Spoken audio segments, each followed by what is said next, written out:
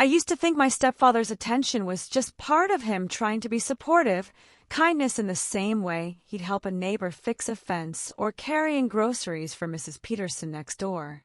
But lately it feels different. Maybe it's because I'm older now, 17, captain of my cheer squad, busier than ever. Maybe it's because I notice things I didn't before. The way his eyes linger just a heartbeat longer. The way his voice drops when it's just the two of us. It's subtle, never enough for me to point at and say that's strange. But it's there. When Mom's at work or out with her friends, he's always around, always finding reasons to be near me. If I'm in the kitchen making a smoothie, he'll wander in for a glass of water. If I'm stretching in the living room after practice, he'll sit on the couch, asking about my routines like he actually understands the difference between a back handspring and a round-off. And the compliments, they've shifted. Before, they were the normal kind. Good job on your grades. That color looks nice on you. But now they're quieter, heavier somehow. That's a strong move you did in the video, he said once after scrolling past a clip of me practicing. You've got really good form. When I told him my shoulder was sore from lifting a new stunt, he asked where exactly. His brow furrowed like he was trying to diagnose me. His questions weren't just casual, they were careful, deliberate, almost like he wanted to know my answer before I gave it. Part of me tells myself I'm overthinking it. He's just being nice. He's my stepdad. But then there are moments, tiny, fleeting moments, when the air between us feels different.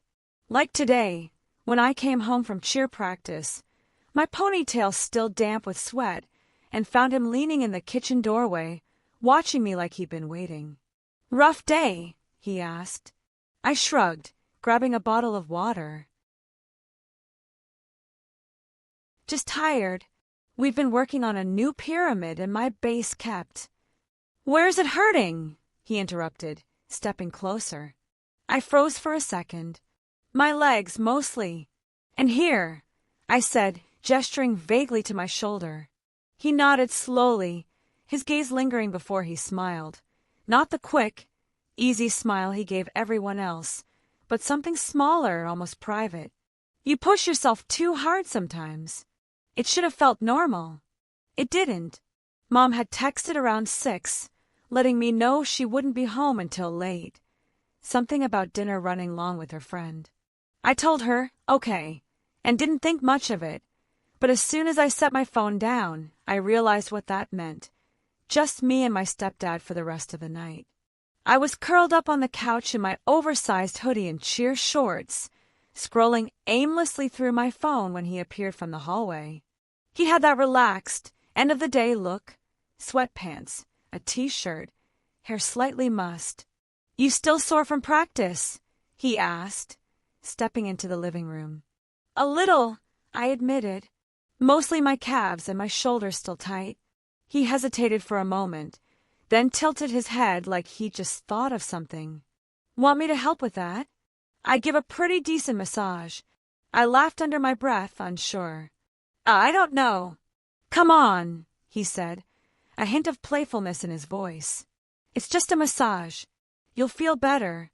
I considered saying no, just to avoid whatever strange energy had been hanging between us lately, but my calves were screaming from endless stunts, and honestly, part of me was curious. He sat on the other end of the couch, patting the space beside him. "Feet first.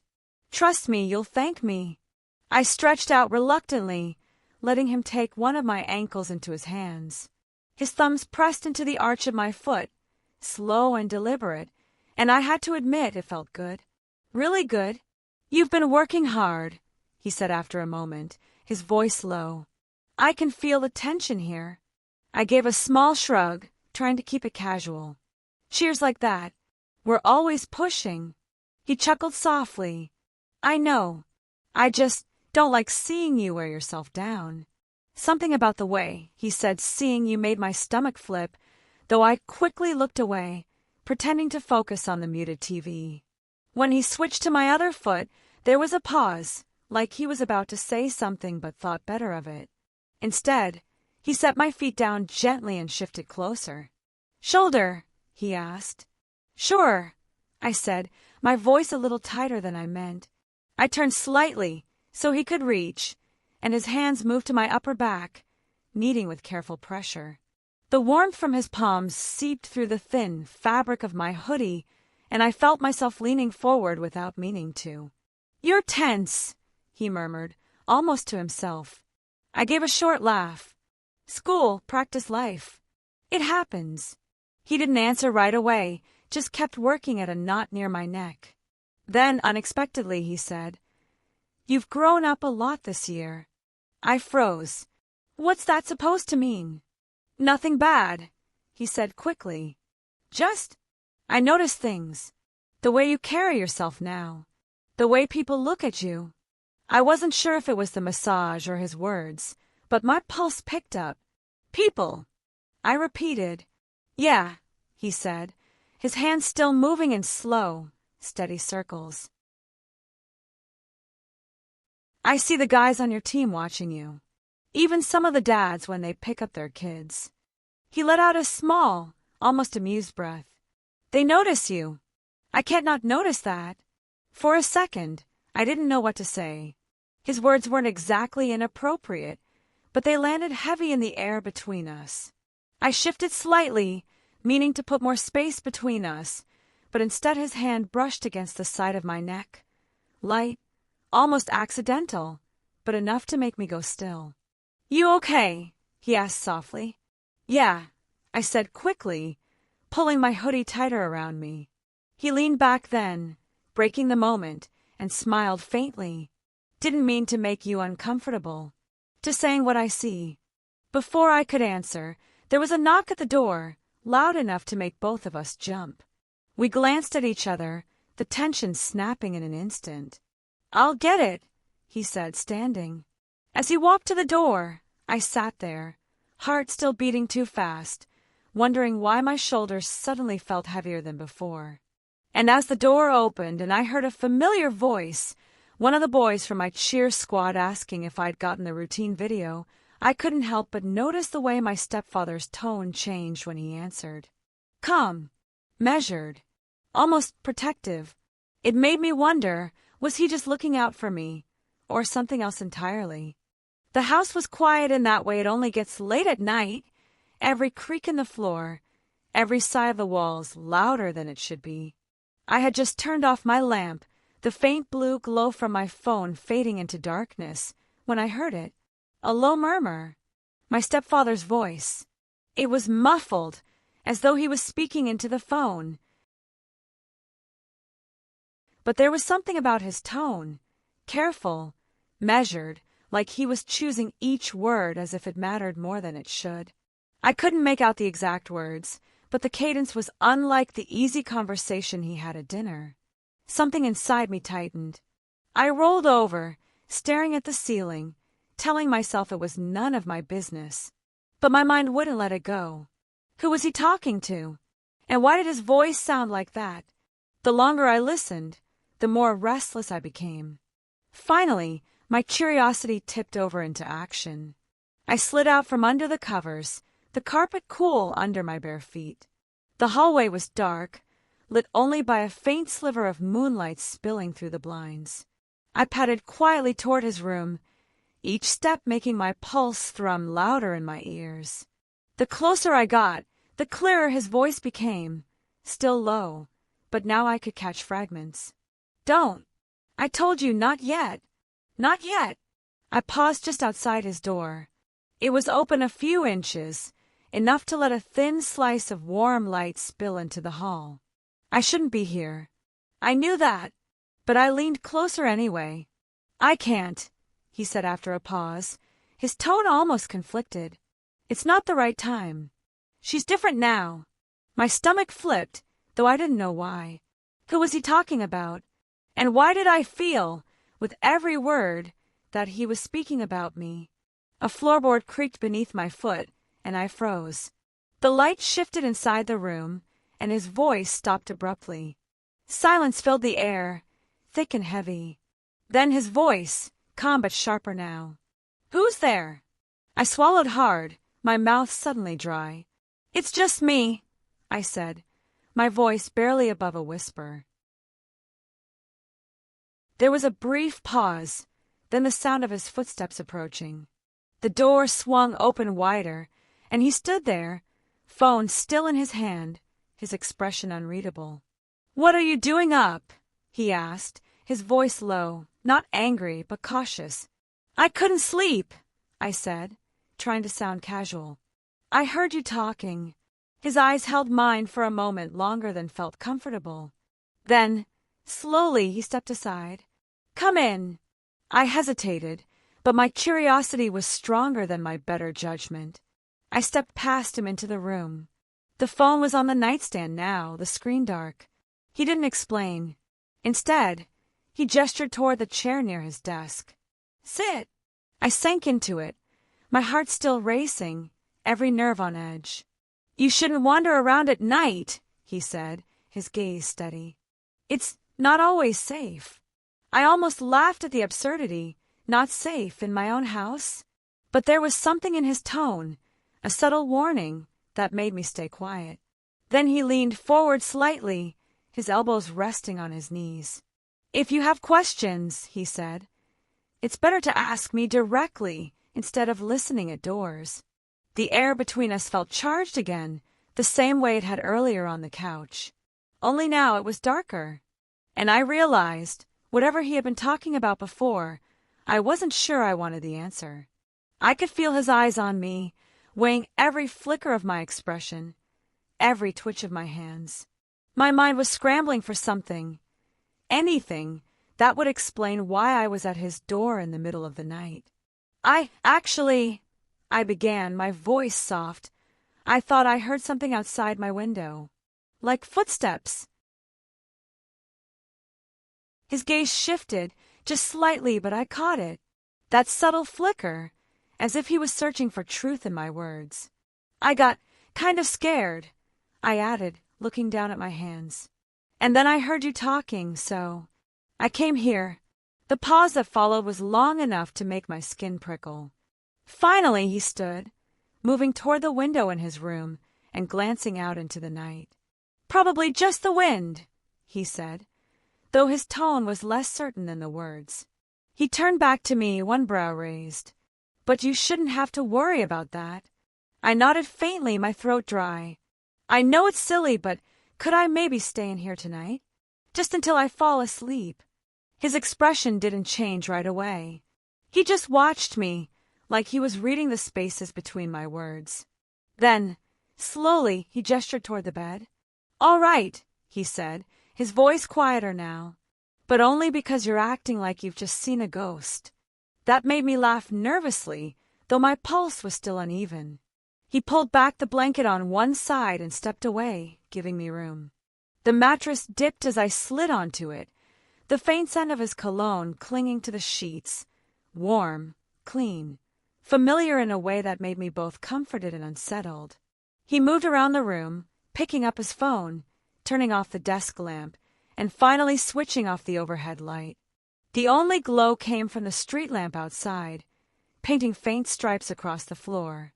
As he walked around to the other side of the bed, I realized how small the space suddenly felt. The quiet was different here, not the empty silence of my own room, but a silence that felt aware. He lay down, not too close, but close enough that I could hear the slow, steady rhythm of his breathing.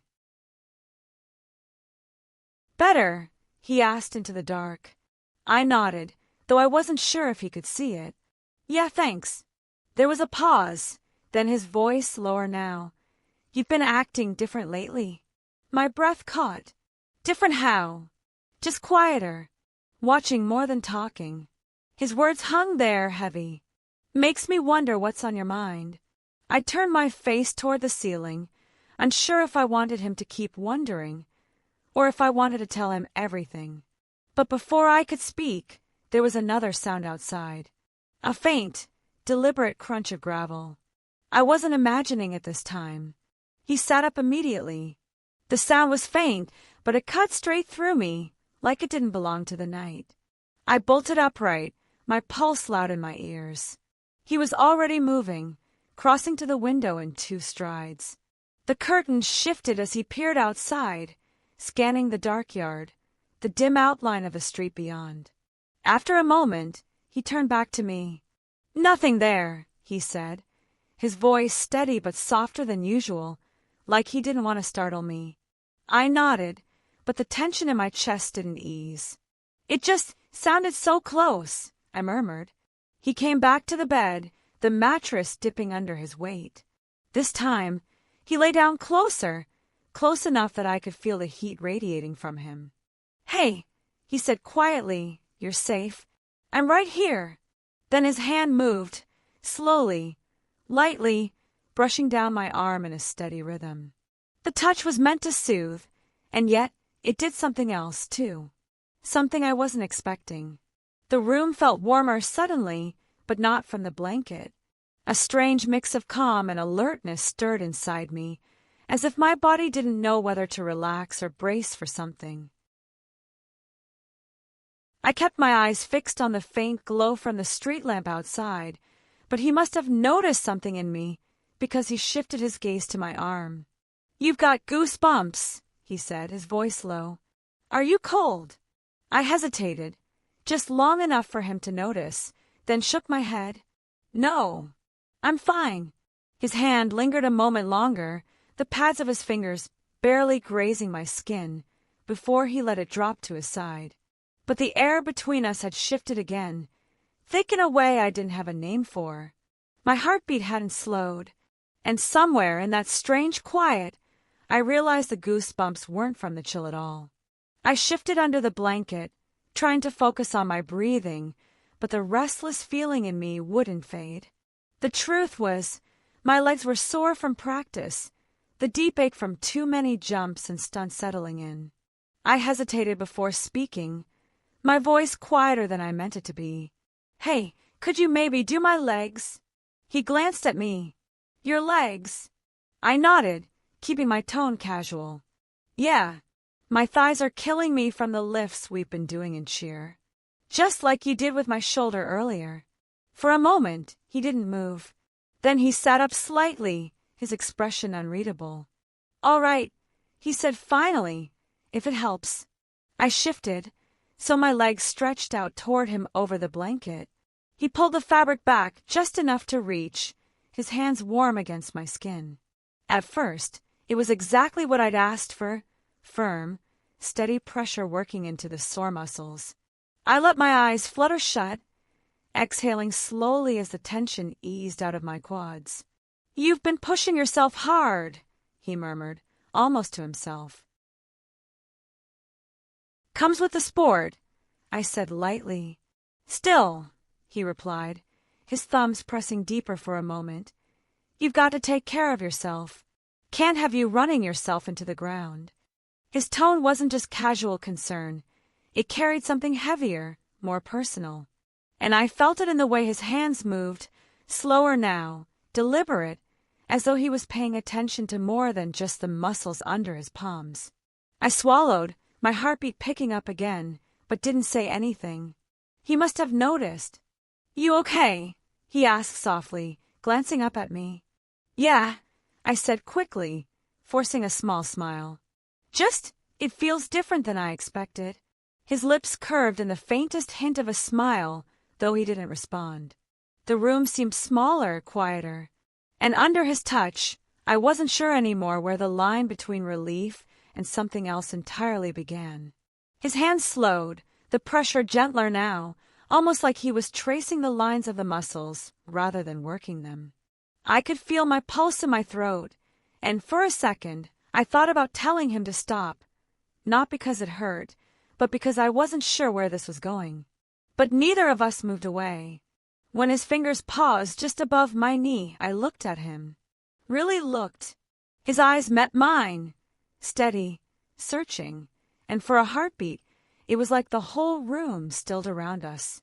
No hum of the fridge from the kitchen, no faint ticking from the hallway clock, just that quiet between us. I should have looked away. Instead, I stayed there, caught in something I didn't understand.